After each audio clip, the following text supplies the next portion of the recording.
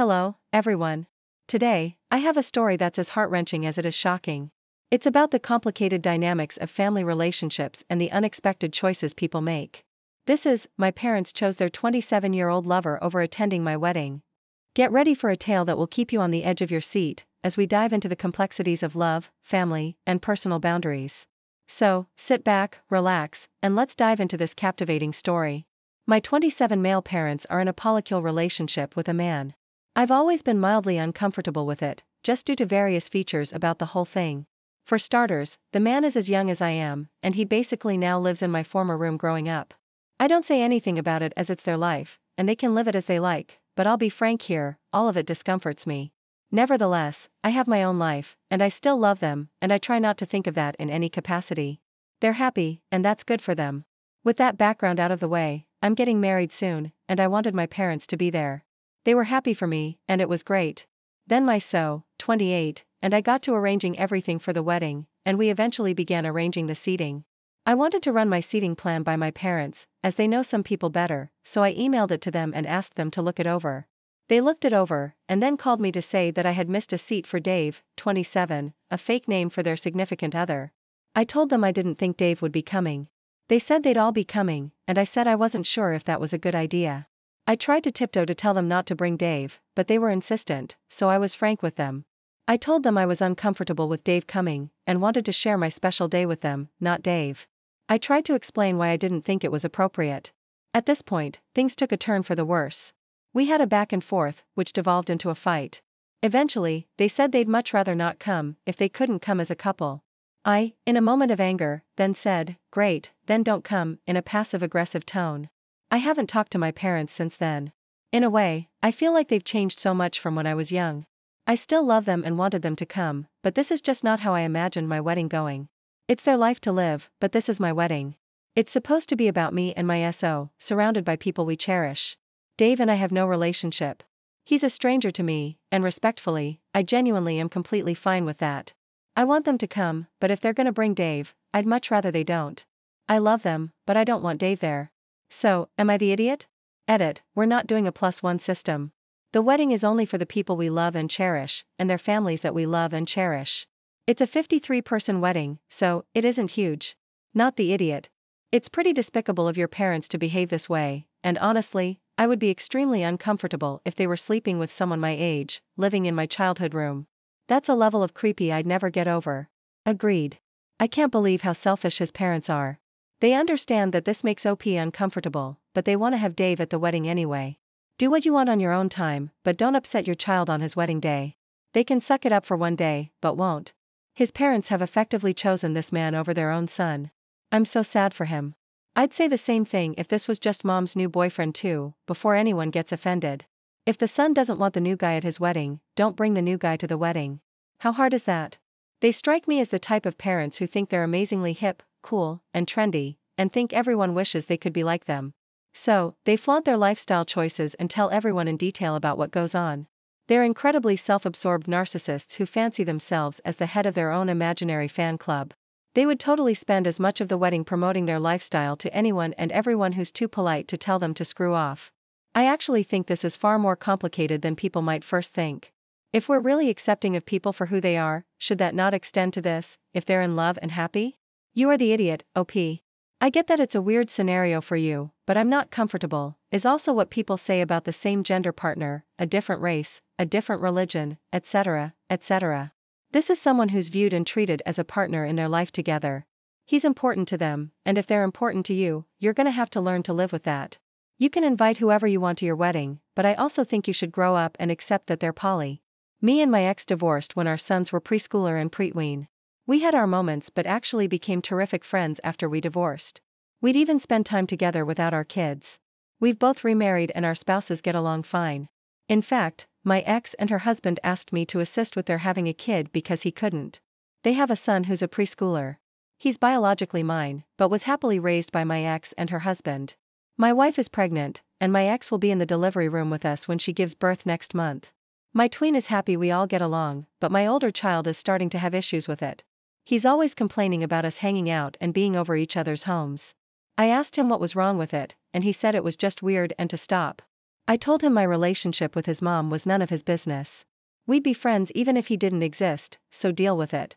My ex thinks I should apologize, but I'm not apologizing to a brat, dictating who I can or can't be friends with.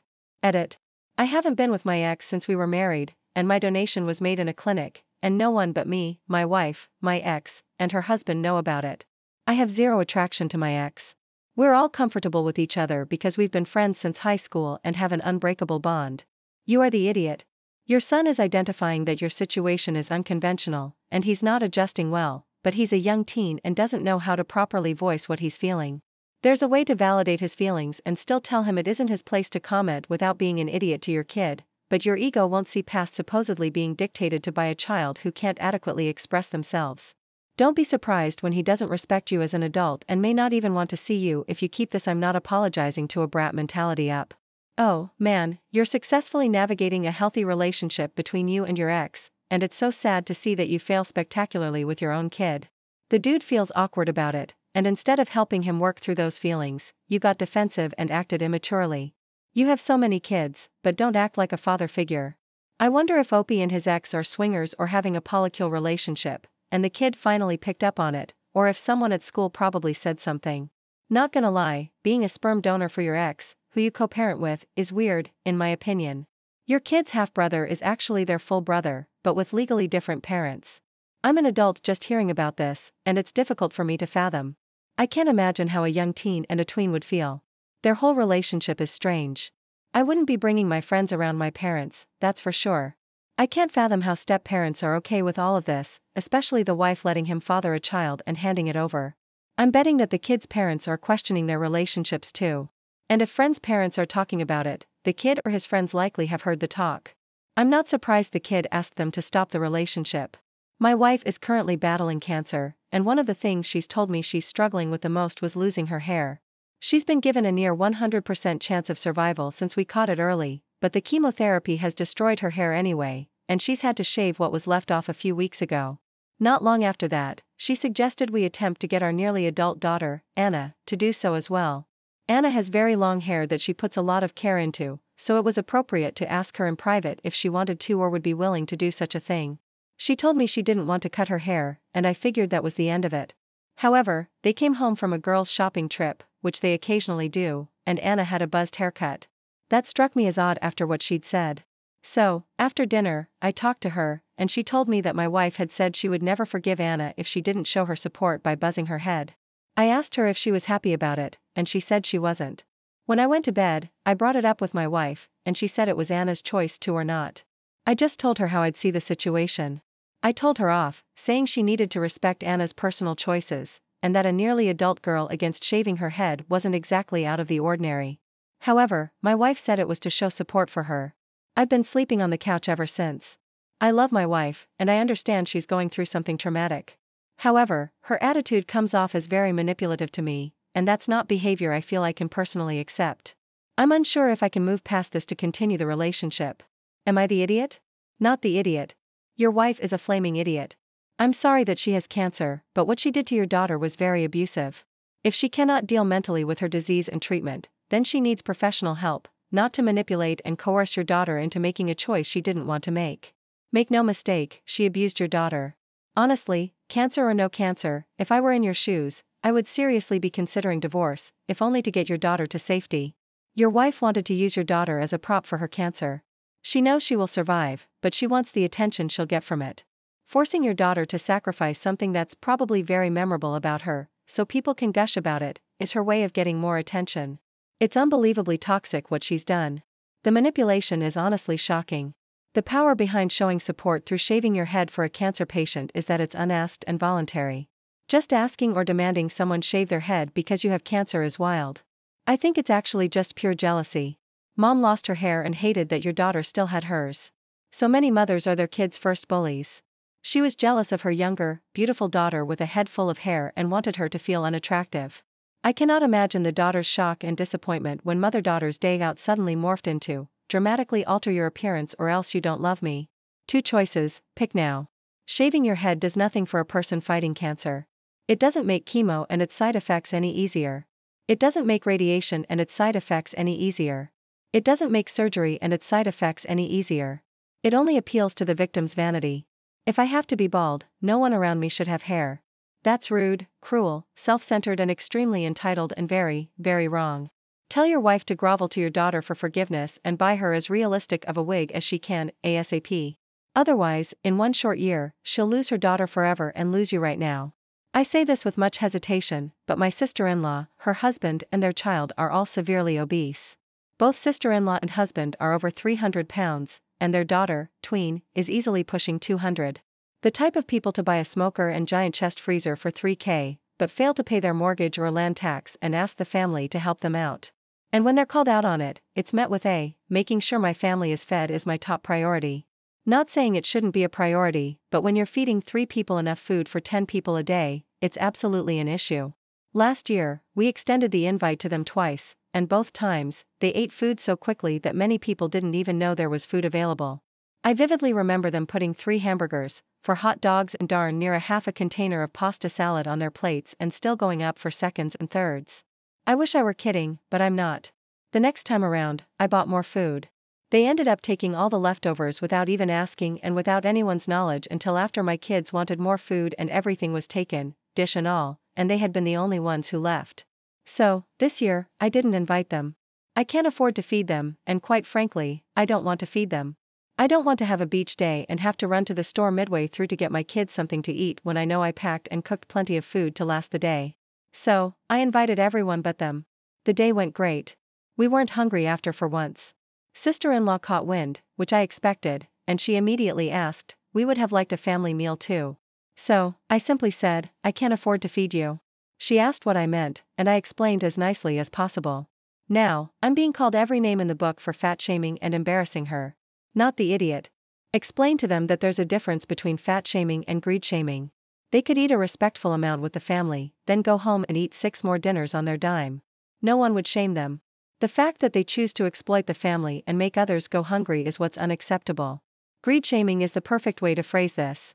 If they weren't so greedy and weren't taking food out of people's mouths, that would be a different story. Who the heck takes food or leftovers when people are still at a party and still planning on eating? That is so weird. I'm gonna go to Thanksgiving and just walk out with the turkey. Why not? Land tax can wait. LMAO, gotta feed the fridge.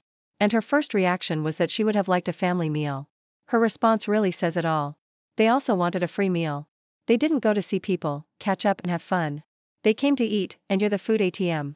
Being together solely to eat is a type of party too, but then you pull your weight, no pun intended, by either paying your part or bringing it.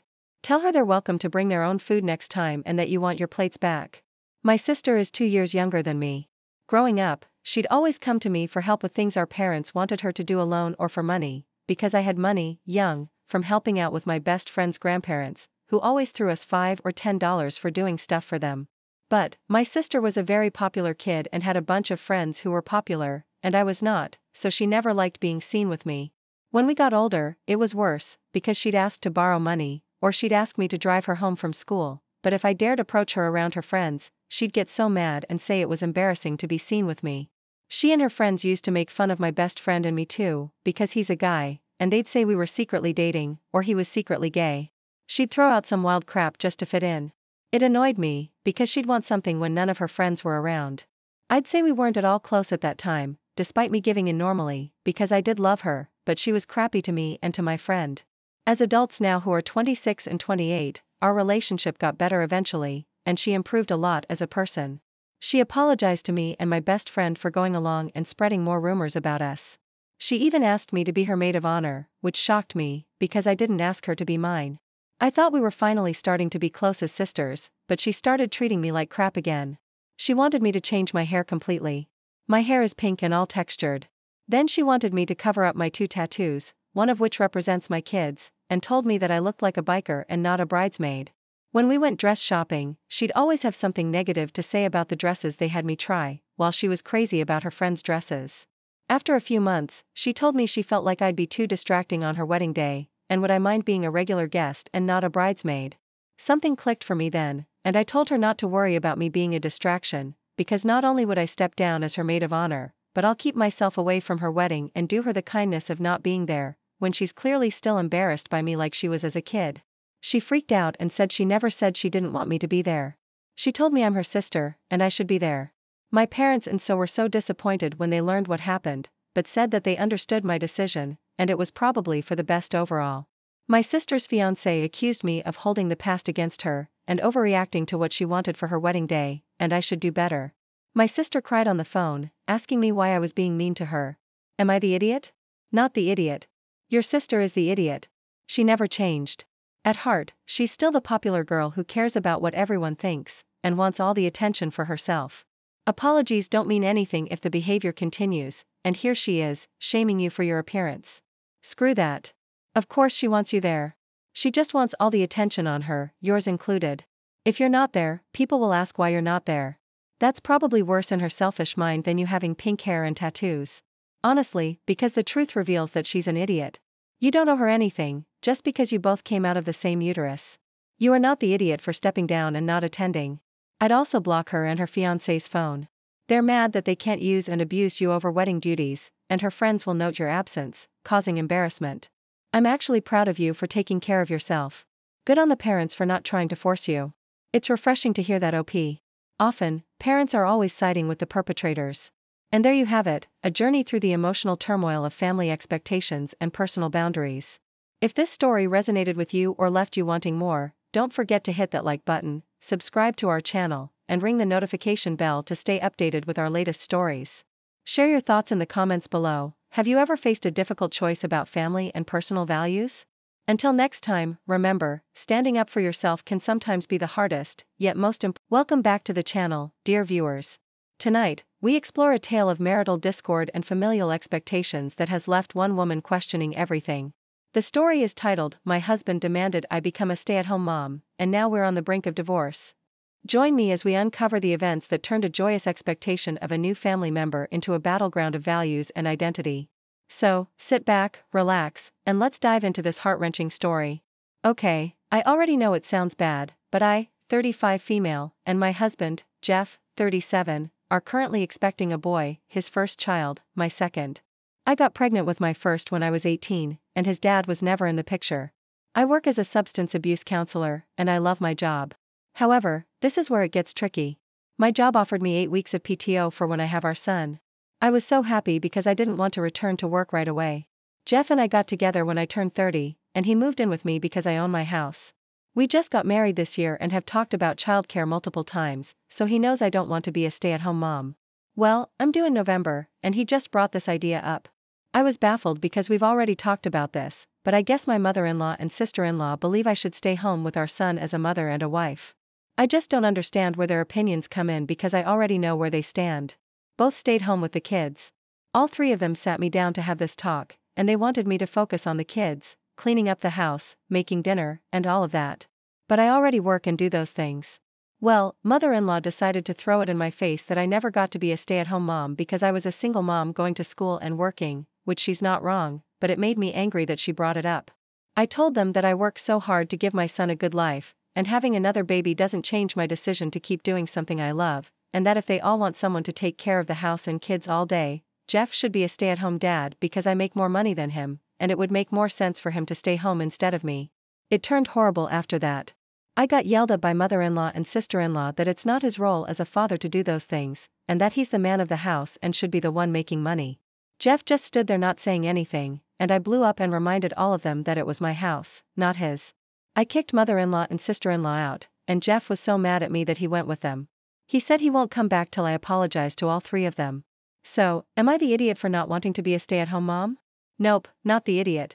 OP, you make more, it's your house, your in-laws are dinosaurs, and your husband just proved that he doesn't have your back. Bonus, here's your to-do list for tomorrow.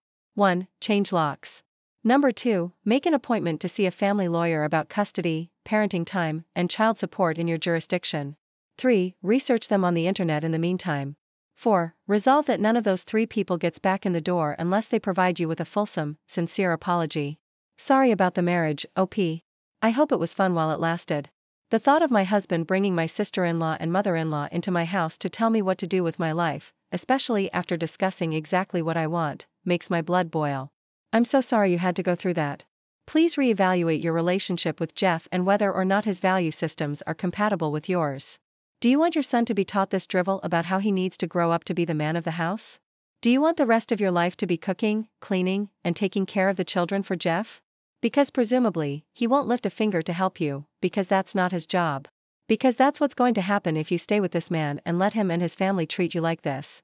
Please be compassionate to yourself and your children and realize that you deserve far better. My vote is for the husband set up mother-in-law and sister-in-law to deliver this message. And he didn't do it with the goodness in his heart of having the baby have a stay-at-home mom. He did it so OP would take care of him like his mom used to. Flags everywhere. Update.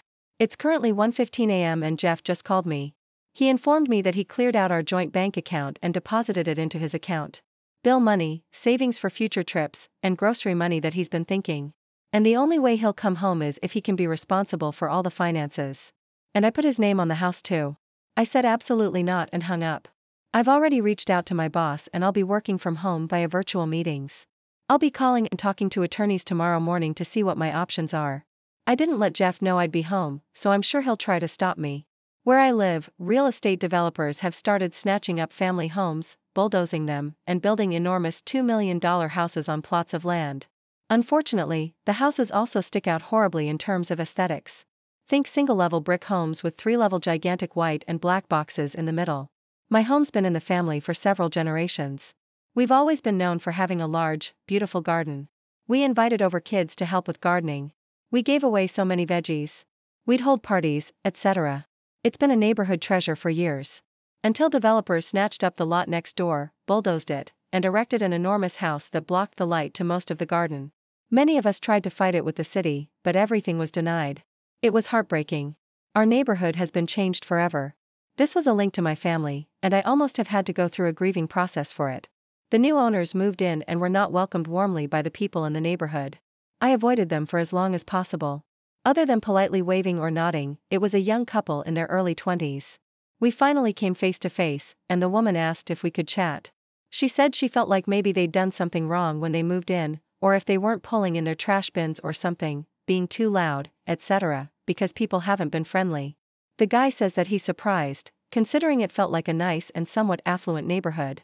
And given the price, he was expecting friendly neighbors. I asked if they had done any research about the area. They said that they moved from California, so no. I said that maybe that was their mistake. They said they didn't know what I meant, so I asked if they've ever looked in our backyard. They said yes, and they said they thought the garden was cute. I said yes. The garden that now has about half the sunlight than before your house was built was a neighborhood treasure. So the guy said, well, it's not our fault you built the garden there, is it? I said, well, you guys got what you paid for, $2 million for a house that everyone in the neighborhood hates. So I said I hoped it was worth it and wished them a nice day.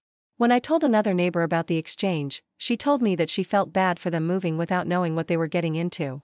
Am I the idiot for telling them they got what they paid for? So you unloaded your pent-up anger at the developers, on the couple, who unwittingly bought the house. You are the idiot, OP. That couple did nothing wrong. They bought a house on the market. Now, if they had been the ones to buy the house or land from the previous owner, bulldoze it down, and then build their $1 million mansion, you might have a leg to stand on. But from what you say, the neighborhood is taking out their frustration and anger on an innocent couple. Yeah, but I do get why he'd be angry if instead of, oh, we're sorry, we didn't know about your garden, they decided to go with, it's not our fault you built your garden there. When it comes to this kind of mega home, I agree, but I also think places need to change. This is why most grad students live in someone's attic. Many old communities completely boycott any affordable housing, even as the population doubles or more. Mega homes for the rich don't help either, but I dislike the people who want their neighborhoods to stay the same forever, just as much. OP, they bought a house.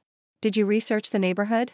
Is your garden a big thing so well known it's in the papers that those people could know about it without talking with the neighbors before moving in? And specific talks. And even then, they didn't design the house, just bought it. It's not their fault, and you are being angry at them as if it is. Also, if the size of your neighbor's house affects how you act, you might want to seek therapy. You take the cake today due to treating people like crap because they apparently stole your sunlight, and you're big mad about it. These people likely had no idea about your garden or what was there before the house they bought was there. It's not their fault that the house was built there. You want to be mad? Be mad at the real estate developers. That's the actual bad guy here, not the people who bought the house. I can't believe this became a conflict.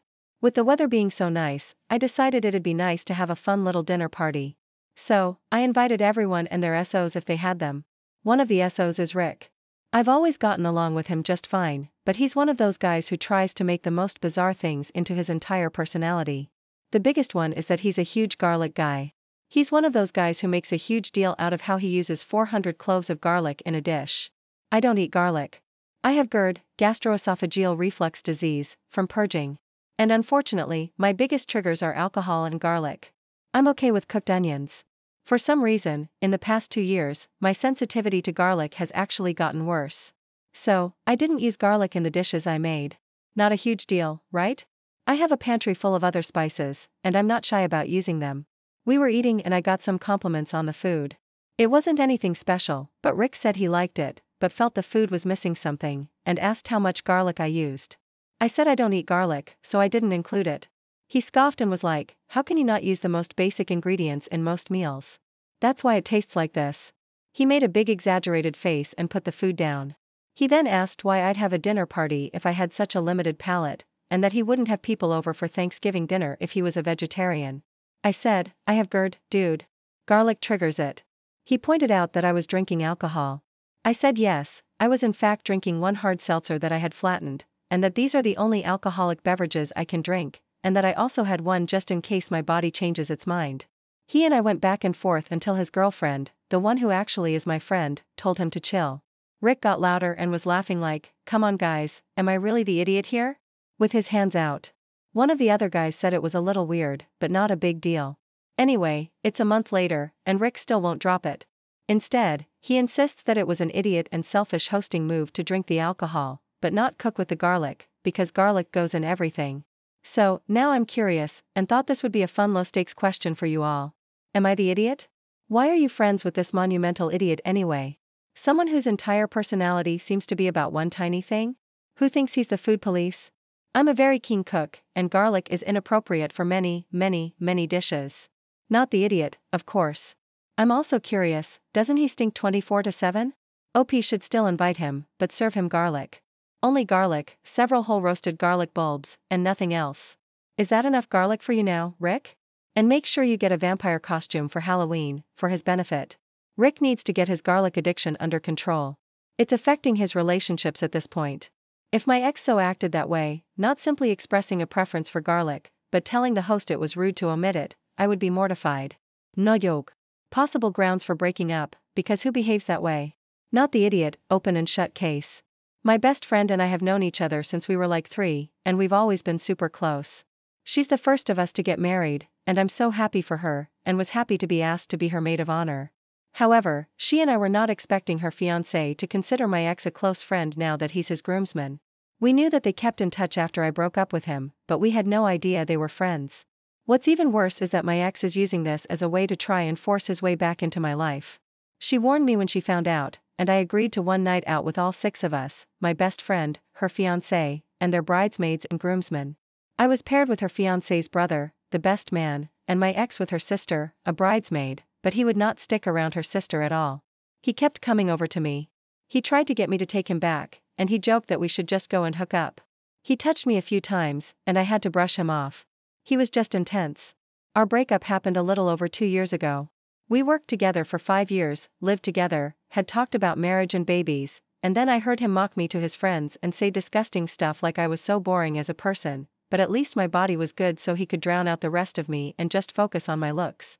He mocked me for being sensitive.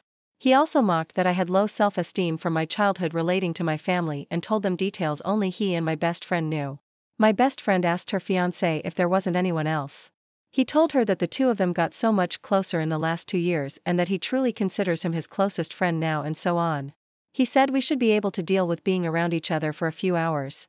She asked if there was anything she could do to make it easier, but I can't be around him like that.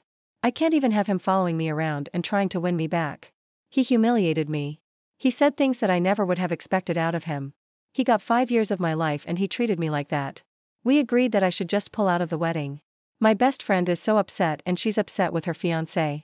He's now angry with me and he told me I should have sucked it up for my best friend and followed through on being her maid of honor because it meant so much to her. He told me I was being petty and I should be able to ignore my ex for the sake of my best friend. I do feel bad. I hate doing this, but I know I'd feel trapped in a nightmare if I had to deal with my ex throughout the wedding. There's no doubt in my mind that I would be miserable. She knows this too, which is why we agreed, but I hate doing this to her. I always dreamed of being her wedding. And now, am I the idiot? Not the idiot. The groom prioritizes his friend over his bride's happiness and he's trying to get you to suck it up. He could have chatted with your ex and told him. His behavior was unacceptable and if he tried to get close to you, he'd be dropped. But he preferred pressuring you so he could have what he wanted. I'd tell your friend that her fiancé is trying to pressure you as that would be a red flag to me. Not wanting to be touched and harassed by a creepy ex-boyfriend isn't being petty. What the heck is wrong with this guy? Also, you did ignore your ex, but it didn't stop him from harassing and touching you against your will. And ignoring your no. What else was he expecting you to do? Also, does he want drama at his wedding? I hope your friend realizes who she's about to marry. Yeah, I think you need to step away entirely. And if the ex is continuing to harass you, look into a restraining order. Good luck to the bride. Her fiancé sounds like a real charmer too, being that he knows the history and still allows this. I, 20 female, am currently 30 weeks along. I live with my parents and pay rent, utilities, and other essentials. Ever since I found out I'm pregnant, there's been a lot of tension in the house. And it feels like my parents' marriage is getting worse because of me. When I first found out I was pregnant, my dad flipped his lid because I wasn't married and because I didn't know who the father was. My mom defended me for most of his crap throughout my pregnancy and was very supportive but very disappointed in my dad for his behavior and it's been ruining their marriage. Last week, my dad demanded I move out, and I refused since I paid rent and mom doesn't want me to move out. As usual, mom defended me, but they had a big fight. I'm feeling like an idiot since I'm ruining my parents' marriage over this when I could move out, but I don't know where to go and need my mom's support. Am I the idiot? You are the idiot. You're an adult. If you want to have a baby, that's fine, but there's no reason to expect anyone else to support your child. Babies are loud and disruptive. Your father's done raising his kids, so why do you expect him to start over to raise yours? Not the idiot. You are not ruining your parents' marriage. Your dad is. Your mom is finding out your dad's beliefs around unwed or single mothers. You getting pregnant and having a child has not ruined your parents' marriage. However, your dad's behavior is. I'm really glad your mom is being so supportive, and I hope this situation resolves in whatever way it needs to. You have to prioritize your well-being and the well-being of the baby. Your dad's behavior affects your emotional well-being and your unborn babies. However, he feels it's not important as you and this child, but I'm pretty sure you have some clue about the baby's dad. You might have to pay for some paternity tests, but you need to find out who it is and make them contribute. Don't let him off the hook. I don't know if you want to know who the father is, but your child has the right to know and to be financially supported. And that, dear viewers, is how a deeply rooted disagreement led to a rift in what seemed like a stable marriage. If you were captivated by this tale and want to hear more stories of family conflicts and unexpected revelations, be sure to like this video, subscribe to our channel, and hit the notification bell so you never miss an update. Share your thoughts and similar experiences in the comments below. Have you ever faced a situation where family expectations clashed with your personal values? Until next time, remember, staying true to yourself is crucial. Hey everyone, welcome back to the channel. Today, I have a truly heart-wrenching yet uplifting story to share with you. Imagine being abandoned with a baby and no money, only to have a chance encounter with a stranger turn your life around. This is the story of, my husband left me with a baby and no money, then I met a stranger who changed everything. Let's dive right in and see how one woman's life was transformed in the most unexpected way. Dorothy stood in the kitchen and thoughtfully washed the kettle for about 10 minutes, thinking about when all this would end and how she would get out of this situation. She felt that she no longer believed in her marriage, and it depressed her more and more, and how well it had all started. Nathan was courting her romantically and charmingly. He serenaded her under the windows, gave her flowers every day, and always different ones, until he had realized that she loved orchids most of all, and after that he gave them only. And Dorothy thought then that it would be like that forever, maybe without orchids, but certainly with Nathan next to her. Soon Nathan asked Dorothy to be his wife, and she immediately agreed. She seemed to glow with happiness at the wedding, and Nathan kept whispering his vows of eternal love to her. They lived in Nathan's apartment that his parents had presented to him a few years ago. The apartment was next to the office where Dorothy and her college friend Sharon had been working as designers for 3 years. True, Sharon soon got married too, and moved in with her husband to a neighboring city. Dorothy liked the apartment. The only thing that annoyed her was that one of the 2 rooms was filled with musical instruments. Nathan was a musician and a bandleader, but they had no success, and their performances brought no money. Everything Nathan could earn outside musical activities was usually spent on rehearsals and transportation of equipment. At first Dorothy's domestic problems did not bother her, as she was working and had enough money, but then, giving birth to a child, Dorothy immersed herself in home life and felt how much she missed Nathan's help. He was always away at rehearsals, dealing with some band issues and coming home late, almost always drunk. Dorothy longed to feed him dinner and just talk, but she did not want to be a capricious and grumpy wife, and she said nothing. One day, after her son was born, she asked Nathan to go for a walk with little Spencer, as she wanted to sleep for at least half an hour and get some rest.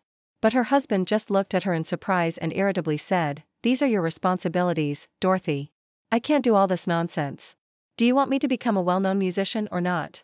And then Dorothy clearly understood that nothing was going to change, and it wasn't because he hadn't given her orchids for a long time. Nathan had changed a lot, and he didn't care about her and Spencer. Dorothy was ready for one last conversation with her husband. But disaster struck. Her mother died of an illness. After the funeral, Dorothy fell into a stupor and depression. Nathan started bringing orchids again, and Dorothy even thought that in this way he was trying to support her, but as it turned out, it was something else entirely. Soon, Nathan started talking about selling her mother's apartment. He offered to use the proceeds to buy a minibus, which he planned to use to go to rehearsals and tours.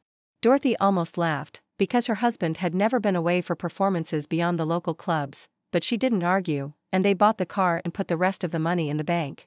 But of course, everything went on as before.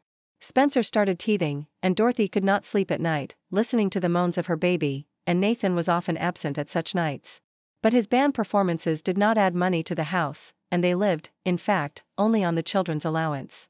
One day the telephone rang, and Dorothy was overjoyed to hear the cheerful voice of her friend.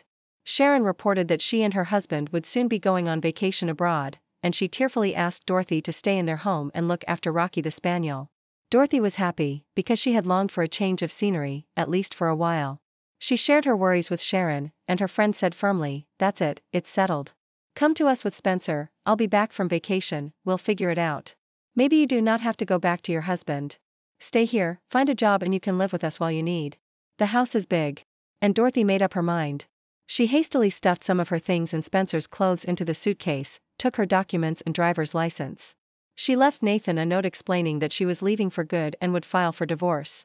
While Dorothy was putting the baby seat in the car, she realized that it was getting dark and cold outside. She drove to a gas station on the outskirts of the city, filled a full tank, but a few dozens of kilometers away, the car stalled. Realizing they would not make it to the nearest settlement on foot, Dorothy tried to call, but as luck would have it, there was no connection in the area. Then she tried to give signs to passing cars honking and flashing their lights, but no one stopped. 2 hours passed. It was deep into the night and the highway was completely deserted. But then the lights of a car appeared in the distance. Dorothy ran out onto the road in despair and waved her hands. The jeep stopped next to the woman and a man got out. He tried to find out what was wrong, but Dorothy was so cold and tired that she could hardly speak. From her confused story, he only understood that they were going to the same city, that her car had broken down for some reason, and that the baby was freezing in it. "Okay, let's do this. Get your things and the baby and his car seat out of the car and come over to my car. Don't worry, we are in the same direction anyways. I'll take you where you need to be, and tomorrow you can call a tow truck, which will take your car to the station." Dorothy immediately agreed. The prospect of freezing in the car together with the baby really frightened her. Already in the car, the man introduced himself as Gregory. He told her that he was going to his parents, who lived in the same city as her friend. His father had opened a new branch in that city while he was in charge of the old one. The man smiled and added good-naturedly that his parents would probably be the best people on earth if they didn't torture him with their desire to marry him quickly. "Better not rush into it," Dorothy blurted out. Gregory was surprised and cautiously asked, "Excuse me, are you speaking from your own experience?" And Dorothy suddenly felt completely unashamed to tell the stranger about everything, and that her dreams of family happiness had crashed on daily life, and that she had to flee from her husband from her hometown, and that everything began with a great love. Gregory listened to her thoughtfully, and for a while they drove in silence. "Dorothy, can you help me?" he suddenly asked. "You saved us today. I owe you one. Tell me what can I help you with, and I'll see what I can do." And Gregory told Dorothy that once upon a time he had had a girlfriend, but she had left him for a richer businessman from Greece. Then his parents decided to introduce him to a woman who worked at his father's company. She, in their opinion, was pretty and nice, with good moral principles. But Gregory flatly refused, and now they remind him again and again of the need to get married. And so Gregory had a brilliant, in his opinion, plan, in order to make them at least temporarily leave him alone. Gregory suggested Dorothy to go together to his parents and play the role of his bride in front of them. Dorothy at first wanted to give 4, but remembered she owed him a debt of gratitude. So she just smiled and agreed. All right, Gregory, but only tomorrow, because then my friend, whom I am driving to, is leaving for vacation, and I will have no one to leave my baby with, and I don't think your parents would like a bride with a baby from another man. I'm sure my parents wouldn't be upset if the bride had a child, but in any case, thank you for agreeing. Then I invite you to dinner at our place tomorrow evening. When Gregory picked up Dorothy the next evening, she met him in readiness. He looked at her admiringly and assured her that her parents were definitely like her looks and kind disposition. Dorothy laughed and promised to talk less so as not to give herself away. When Gregory introduced Dorothy to his parents, he was speechless at how warmly they greeted her. It turned out that Dorothy was the same woman who worked in his father's company and whom the parents knew well and predicted for their son as a bride. When Dorothy returned home, Sharon questioned her about everything, and learning that Gregory was the son of their common boss, her friend gave free rein to her fantasies and told Dorothy how things would go on if, of course, she would not hide her feelings. Well, I see that you like Gregory and managed to notice, though he has been with us for a short time, that he likes you too. Now stop living in the past or punishing yourself for being wrong about Nathan. You're staying with us, getting a divorce and coming to work for my boss, who may soon become your father-in-law. We'll put Spencer in kindergarten here and everything will be fine. We're all going to bed now. We have an early flight tomorrow, but I will constantly be in touch to be updated on how your relationship is progressing, said Sharon and winked conspiratorially to her friend. And events did develop rapidly, and almost as Sharon predicted. Gregory visited Dorothy every day, and one day finally confessed his feelings to her. And when Dorothy also confessed her feelings in return, Gregory put her and her son in a car and took them to his parents. Dorothy was anxious that they would take the fact that she was not alone and with a child. But when Gregory's mother came up to them, Dorothy was relieved of heart. Well, hello, little one. I'm your new grandmother, she said amiably and held out her arms to Spencer. Dorothy couldn't believe what was happening. She thought this only happened in the movies, but it wasn't a movie. It was her new happy life, in which there was no place for Nathan. By the way, a year later, she somehow saw a report about her ex-husband. But not about the famous musician, but about the drunken hooligan who burst onto the stage and disrupted the concert of a famous band. Apparently this was the popularity he had dreamed of, but he made his own choice. If you enjoyed this story and felt as moved by it as I did, please give this video a thumbs up, share your thoughts in the comments below, and don't forget to subscribe for more incredible stories. Hit the bell icon to stay updated with our latest content. Thanks for watching, and welcome back, everyone. Today, we have a story that will truly test the boundaries of family loyalty and support. Imagine struggling to conceive a child for years, only to have your heart shattered repeatedly. Now, picture being invited to a dinner intended to cheer you up, only to be blindsided by the very news that brings you pain. This is the story of a couple's heart-wrenching experience, titled, "My Mother Invited Us to Dinner to Support My Wife After Her Miscarriage But Shocked Us with Her Pregnancy Announcement." Let's dive into this emotional roller coaster. I'm 28 male, happily married to my wife, Sarah, 31. We've been together for over 6 years and married for 3 years. My mother, Laura, 45, had me pretty early on. She always wanted a big family and has been with my dad since they were teens.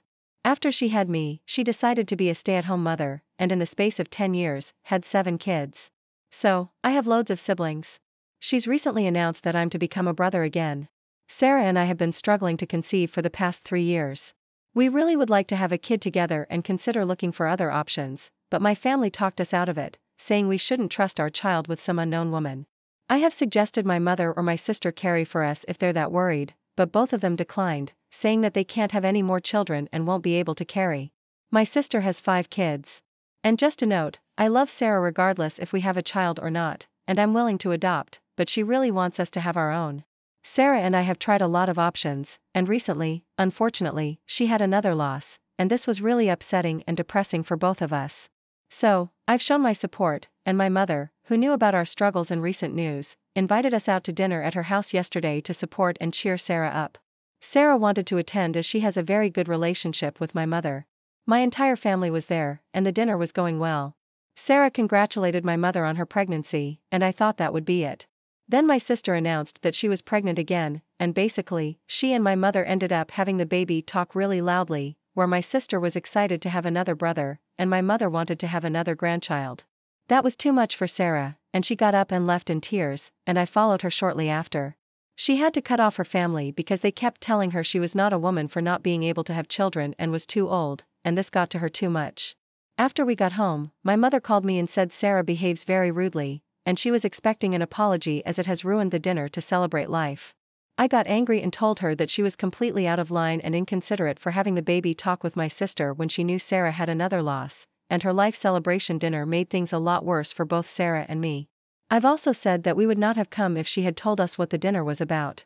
In the end, I was called an idiot for not appreciating another life being born. Am I the idiot? Edit. To point out, my mother has told Sarah and me that the dinner was to support her after the loss. In no way or form did she mention this being about the celebration of life, pregnancy announcement, fertility lottery, and babies. We wouldn't have come if that was the case, and we were aware of it. Not the idiot, but let me get this straight. They have shot down options that you and your wife have considered. Firstly, they declined to carry for you because neither could have more children. Then they both spend the dinner allegedly planning to help consult your wife after a loss, loudly yapping about their pregnancies, the ones they claimed they couldn't have. Your mom and sister aren't the massive idiots here, and I say keep them out of any future family planning discussions entirely. I'm still shocked that OP will have a brother who's 29 years his junior. Or am I reading that wrong? Did they intentionally get knocked up to show off their functioning reproductive systems or something? Mommy, why did you and Daddy have so many kids? Well, dear, you and your brother are spite babies. Yeah, tell me you hate my wife without telling me you hate my wife vibes. OP, do you see a pattern here? This did not happen by accident. They manipulated you out of pursuing other options and lied in the worst possible way to manipulate you both to show up for dinner. They knew how much it would hurt. It wasn't a bug. It was a feature. Your mother and sister are annoyingly sabotaging your wife and your happiness. I would say OP's mother and sister very likely feel superior to OP's wife since she cannot carry a pregnancy. However, these women are quite clearly able to get pregnant easily, and for many women being so fertile makes them feel superior as a woman. That's beyond cruel, and I cannot see how they have any respect for life when they behave this way. I'm so glad you supported your wife. It's so heartbreaking to hear that she had to deal with this because she received zero support from her own family. I, teen male, have been in family therapy with my dad, his wife, her daughter, tween, and my half-siblings, kindergarten female, young male child. My dad married his wife when I was 9, and 15 months after my mom died, they met at a support group for people who had lost someone. Dad lost mom, and his wife had lost both her parents, close together, who were the people who helped her raise her daughter since the bio dad wasn't in the picture. Pretty quickly, her daughter started calling my dad, Dad. My dad's wife told me repeatedly in the first year that I could call her mom. She'd like it if I did. She'd love for me to call her daughter my sister instead of saying stepsister. She told me my mom would want me to have another mom, and that she'd want that for her daughter. So how about we drop the steps? We love each other like mom and son because that's what we legally are now. I said no. My dad told me I should give it a chance, that a mama's boy would do much better with another mom. It became pretty clear to them over the years that I was not into that idea. I used the half for my half-siblings once they were born. I never dropped the step, and I never called his wife mom, not even slipping up in a conversation or with other people. This all bothered them. So 17 months ago, they decided we should all go to family therapy and help smooth out all the creases, which to them is the step and half titles. The therapist and I have talked a lot over the months, just the two of us. She's pretty cool and knows what they want isn't going to happen. My dad and his wife started saying they wanted help for us to be the perfect family, and the therapist will always use the language, let's find your family's version of perfect, whatever that may be, which I think makes sense because I know for me, this will never be my perfect family. I also know they will never get the image they have in their heads. 3 weeks ago, we had a session with a fill-in therapist because our usual one is sick. During therapy, my stepsister felt really bad that I said stepsister after someone said I should take a photo with my sister. She also said she hates that I don't love her and she really felt it that day. Then her mom started talking about the perfect family thing. The therapist was not in control and had no idea what he was doing. I started getting mad because my dad and his wife were repeating the whole perfect family thing over and over again. I ended up saying we will never be the perfect family and I'll never see them as my ideal family, that I wouldn't even choose for them to be my family. It became a huge fight and I got grounded for 2 weeks for saying it. My dad told me he was tired of me not trying to make this family work and he told me I was out of line for saying what I did. Am I the idiot? Not the idiot. I'm so sorry that you lost your mother first and foremost. Secondly, your dad is a major idiot for trying to force you to feel a certain way about his new spouse and kids. And thirdly, he's a super turd for punishing you for what you expressed in therapy. This is something to discuss with your regular therapist next time because someone needs to straighten that man out. Reach out to your mom's family, particularly your grandparents.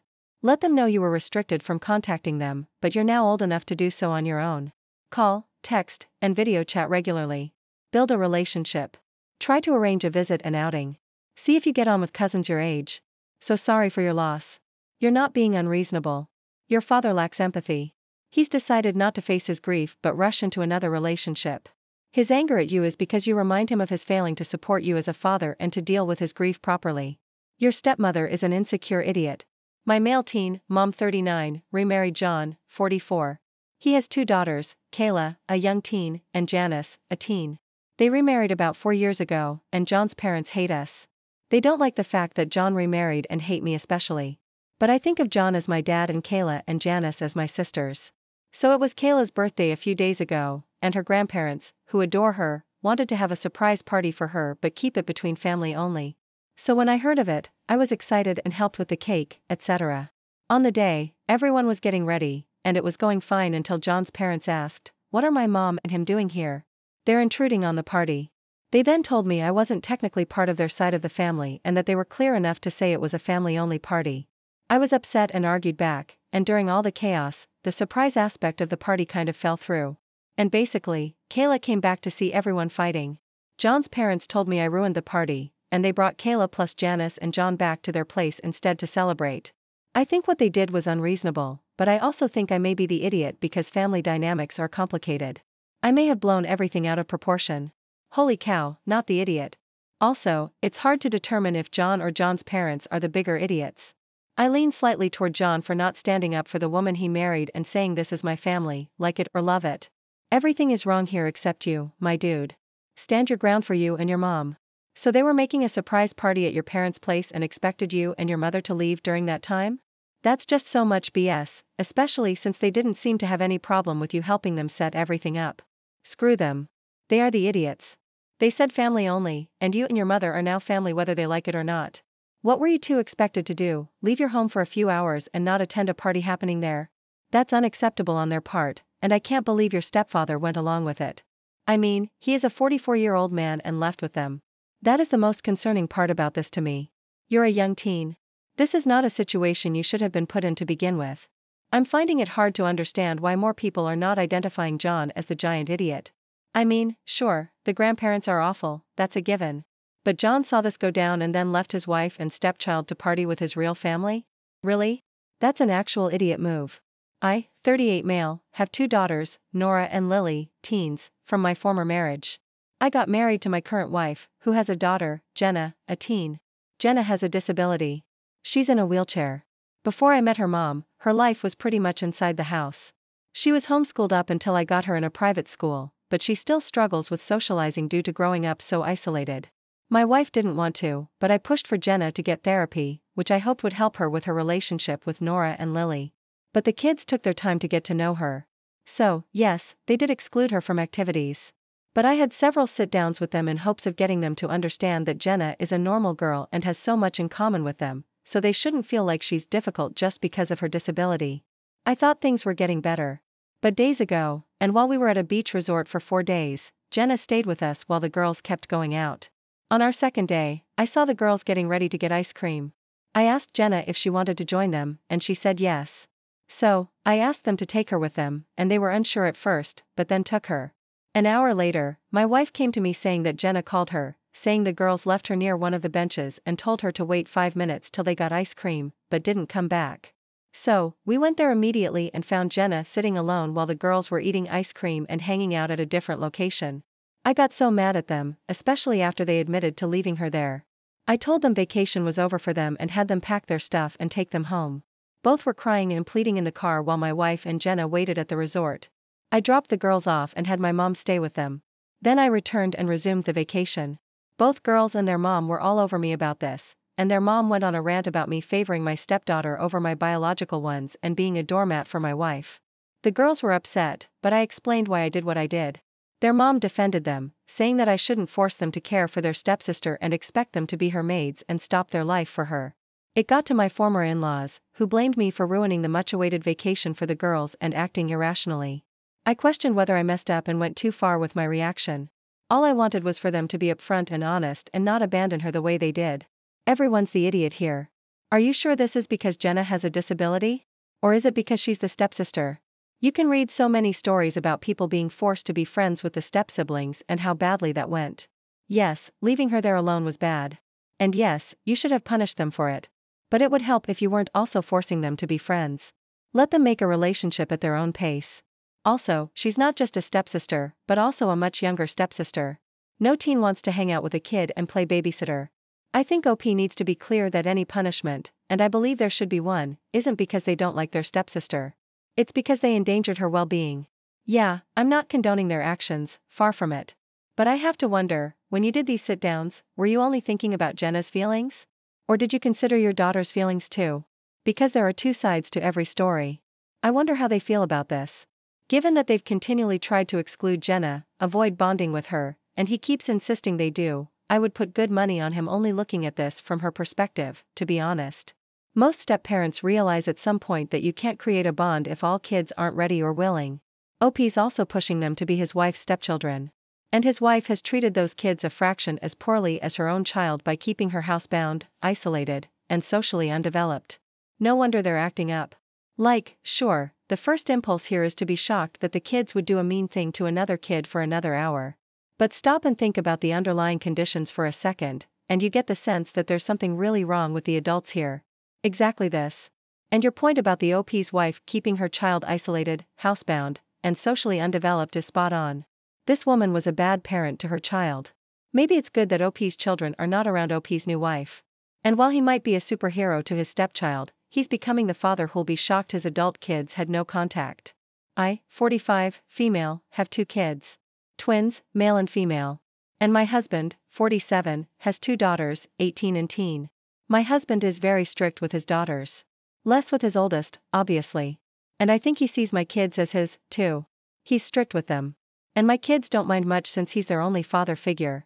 And he has a good relationship with them. He's very protective over all the kids. I had a doctor's appointment yesterday. And my husband spent most of the day with his daughter at his parents' house. So I left my kids home and told them I'd be back later. My doctor took longer than expected. And by the time I was on my way back, when my husband had called me, I didn't answer since I was driving. And when I got back, he was really mad and told me that I was an irresponsible parent for leaving the kids home alone. He said they were still young and couldn't care for themselves. I said they're tweens, not 6 and 5. He was even angrier that I talked back to him and told me I should have gotten a neighbor to watch the kids. I said again that the kids were old enough to be alone and they were perfectly capable of taking care of themselves for a few hours. My husband said he had had enough and told me that from now on, I have to stay home if he's not home before he went upstairs. It took me a while to cool down. I was really mad.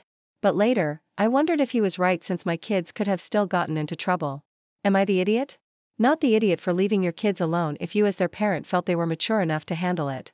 They're not babies anymore. But holy smokes, the rest of your story throws red flags regarding your husband. Angry at you for talking back?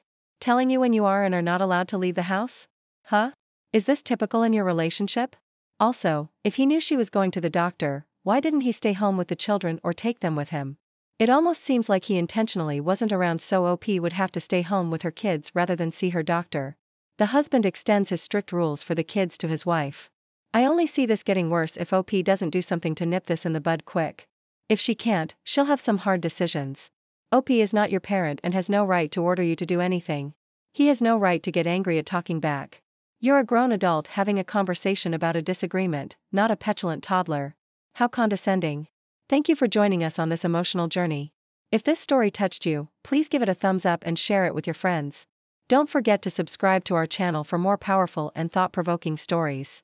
Hit the notification bell so you never miss an update.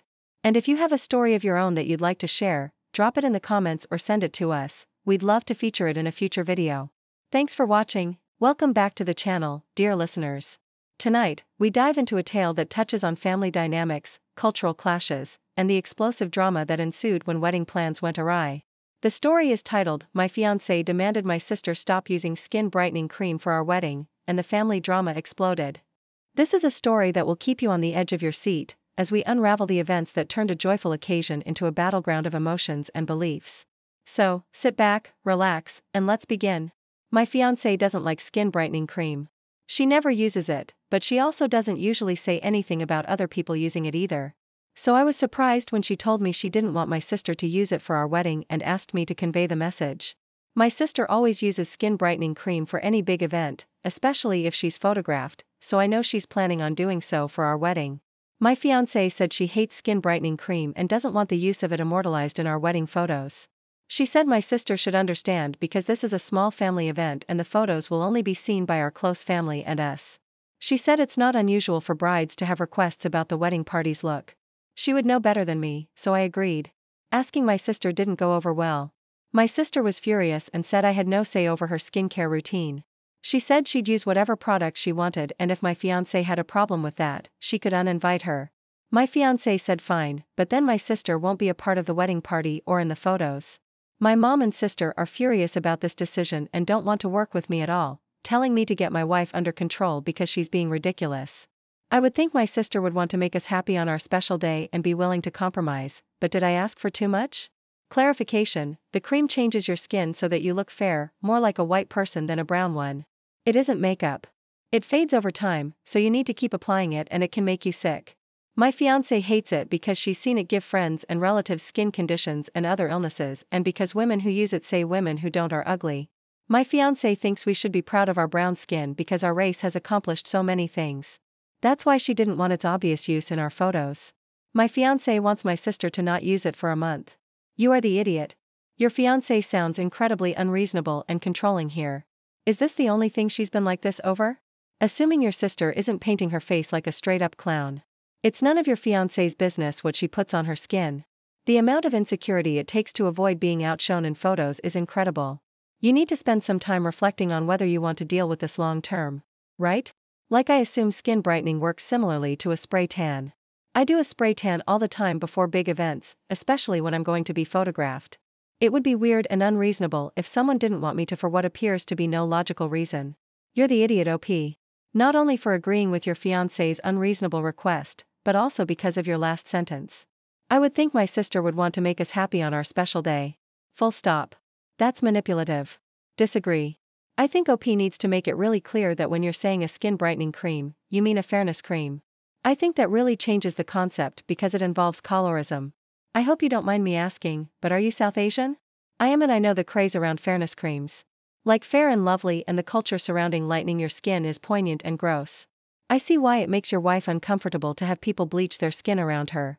Generally, but especially if she's a darker skin tone herself. With the context, I think not the idiot. Sister's not saying she thinks brown people are ugly by using this cream. If anything, she's just saying she doesn't like how she looks and wants to change herself. If a natural brunette lady dyes her hair because she doesn't like herself brunette, that's not some huge message that she thinks all brunettes are ugly. I'm going to treat this as any other moral choice, e.g. veganism. It's one thing to choose a life for yourself and another to force it on others. OP, you are the idiot. Update: after talking to my fiancé, we've decided to just uninvite my sister. Her beliefs are our own and not really any of our business. But why would we want someone who thinks women who look like my fiancé are ugly to be at our wedding? It just doesn't make sense. I always saw it as a personal choice, but it's more than that. By using that cream, my sister's saying to the world that she thinks brown women are ugly. And while that's sad for her because she is one, it isn't my fiancé's problem to deal with. So we just won't have her there. No one should be told on their wedding day that they're ugly. I was with my ex for about 7 years, never married, and we lived together for the last 4. We broke up 3 years ago.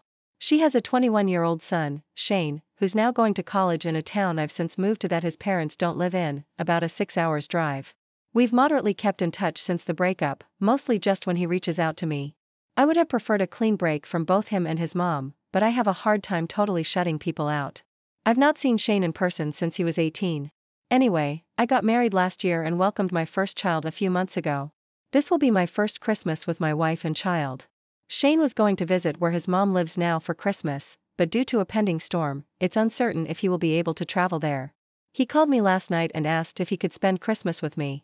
I definitely got caught off guard and told him while it was good to hear from him, it'll be my first Christmas as a whole family and I would prefer to keep it to just us and maybe her parents who will stop by later. Shane was very upset and told me I was replacing him. I tried to reason with him that this happens when adults move on. I said we could still keep in touch, but I wanted Christmas just with my family since it's our first one. He hung up and then later sent me a long text saying some not super nice things. My wife is glad I said no, but at the same time says she empathizes with how he feels and I should apologize but not necessarily have him over. But she would support me if that's what I want. Am I the idiot for not wanting him to come over for Christmas? Edit. Shane's father is active in his life. He's just out of town. I had only met Shane a few times until he moved in during his high school years. He was very active in sports and extracurriculars, so he wasn't actually home that much for us to spend time together. Their moving in was supposed to be temporary after his mom got laid off and it dragged into their staying longer. His mother was very adamant that Shane had a father and she didn't want me to attempt to parent her kid. While he lived at my house, he was basically an adult roommate. We got along well, but it was never a father-son type relationship. Yikes, dude. You are the idiot. He was your stepkid for basically 7 years. He's stranded for Christmas. Would it seriously hurt you if he came for Christmas? I'm grossed out by this, not gonna lie. If virtually anyone with whom I have a stable relationship asked if they could come to my house for Christmas, I would say yes because it's Christmas. So you're obligated to keep in touch with someone for the rest of your life? Just because you were around for their formative years? I think it's highly inappropriate to keep in touch with the children of your exes, especially if you don't have an emotional attachment to them. You can't keep staying in their lives just to spare their feelings. Opie has his own feelings and the feelings of his own family. The young man mentioned in the story has a father, so it's not even like Opie was his only father figure. Disagree. Opie's an idiot. You either make a clean break or you let him be part of the family. You basically choose neither and this is why you have this issue. You should have told him you were no longer a part of the family as soon as you signed those divorce papers. It still would have hurt a lot, but that's the proper way of doing things. Not just because it's inconvenient for you now. The only good thing is he's an adult now and this will give you the clean break you wanted. Even if it was the absolute worst way to do it.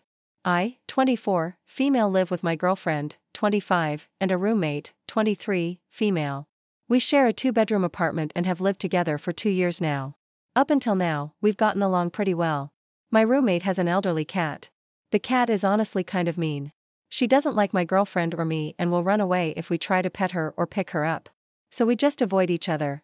My roommate asked if we had cats before moving in because she said her cat doesn't like other cats. We didn't have any pets at the time, so it worked out. However, we did tell her that we might want one someday, to which she said we'd have to revisit the issue if it came up. Well, my girlfriend and I have gotten to a place where we really want our own pet.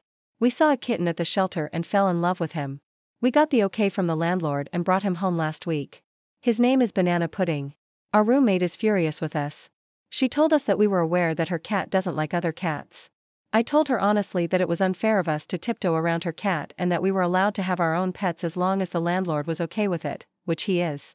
She couldn't expect us to never get a pet or to cater to her cat's needs 24/7. The conversation ended there. Unfortunately, things have escalated because her cat hisses and swats at Banana Pudding just for existing. She's honestly pretty aggressive, which is a big issue in my opinion. Our kitten is very friendly and sweet and causes no problems. We asked our roommate to keep her cat in her bedroom since she's elderly and aggressive. She refused and hasn't been speaking to us. She says we're huge idiots and even got some mutual friends to take her side. If her cat is so aggressive and uncomfortable, it's her responsibility to live alone. It's gotten so bad that my girlfriend is crying and considering taking the kitten back to the shelter. Here I am to get an outside perspective because I don't know what to think now. Am I the idiot? You are the idiot. You can't just show up with a kitten and be all, your cat has to stay in your room now. What kind of narcissism is that? The older cat was there first and your roommate warned you that he didn't like other cats. Instead of having any conversation, you just brought home a kitten and now expect an elderly cat to be confined to one room for the rest of his life? You are most indeed the idiots here. That cat deserves to live out his life in peace. And if you want to keep your kitten, you better go find somewhere else to live. Your roommate has every right to be angry and you're out of line.